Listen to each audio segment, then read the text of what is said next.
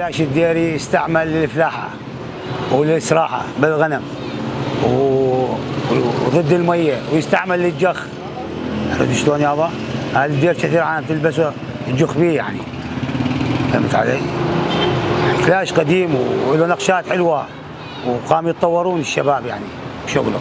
والله مريح جدا، ارضيته اسفنج من فوق جلد، يعني احتمال تروح الارضيه وما يهرم من فوق ولا يتقطع. عرفت شلون؟ يعني صناعه يدويه، تعرف انت كل شيء يدوي يختلف عن الماكينه. اكثر شيء يروح هدايا، يعني من تطلع من دير الزور هو اكثر شيء يروح هدايا. عرفت شلون؟ يعني كم من كان الثمن انت تهديه ما ينباع. كل الديريين اولي العتاله حمال الديريين له فصال خاص، يعني له سير من ورا ببزيم. هذول يشيلون حمال ثقال 200 كيلو 180 كيلو، يطلعون على السلم يلبسونه. هذا الإرث موجود من زمن قديم يعني مو جديد. شايف علي شلون؟ يعني تقريبا أكثر من 50 سنة موجود بالدير.